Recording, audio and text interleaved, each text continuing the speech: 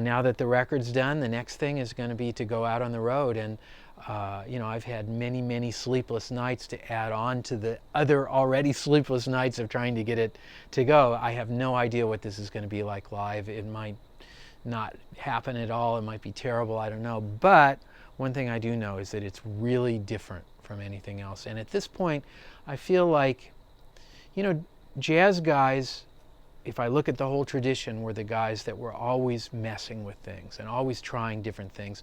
And sometimes it didn't work, sometimes it doesn't work. But I feel like that part of the tradition is something that really needs to be kept alive. And I feel like for a while now, jazz guys have not been keeping up their part of the bargain. It's just much too easy to, do what we do and sort of do slight variations and modifications of this, and here's a little different version of that. I kind of wanted to go right down to the core and like say, okay, what can I do that's just, not of, anything where I can say, I can look to this or look to that as a reference.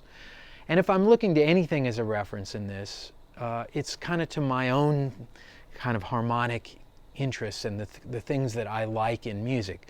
I mean, that part is true.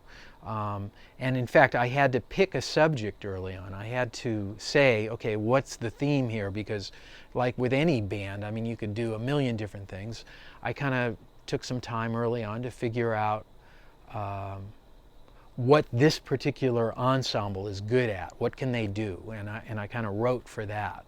And sort of eliminated a bunch of other things by saying, okay, they're not particularly good at that, and I don't want it to be all over the map. I want it to sort of be of a piece. So, I think there's a thematic core to all this that, connects to everything else that I've done, even though the method of doing it is just, different.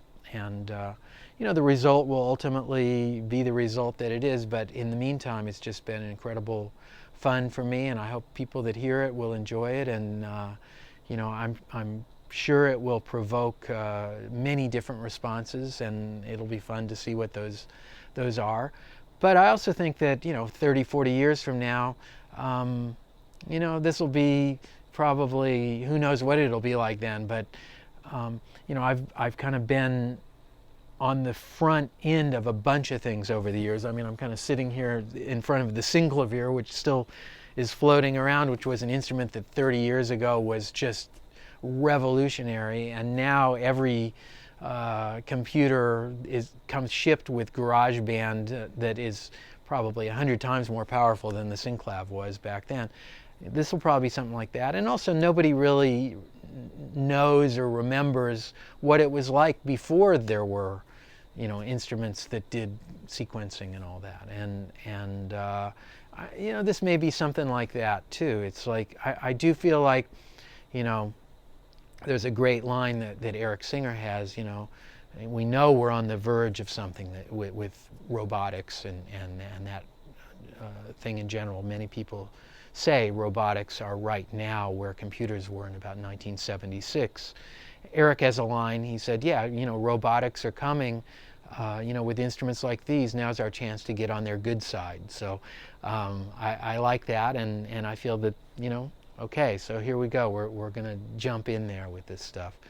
And yet at the same time, as I'm doing this, which we could say is very cutting edge or whatever, I look at, what was going on 120, 130 years ago.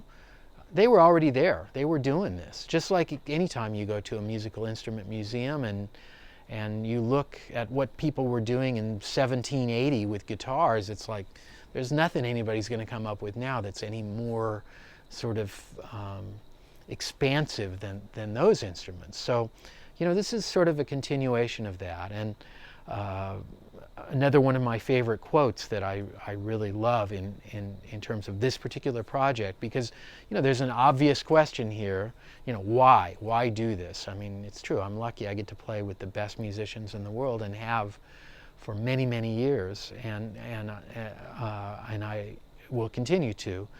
This is not going to change anything. So why do this? And I think that there's a great Ray Kurzweil quote, because people are always asking him about artificial intelligence. intelligence. Why work at that? Why look at that? And his response is that there's a kind of basic human desire to sort of extend our reach through tools. And this is just something that extends my reach. You know, I can get to things, I can reach things that I was not able to really reach. I mean, I don't think I would have written exactly these pieces exactly this way. So in that sense, I think that fulfills that urge to you know, reach out and try new things. So that's kind of what this has all been, and that's what the Orchestrion project is all about, and hope everybody will enjoy it.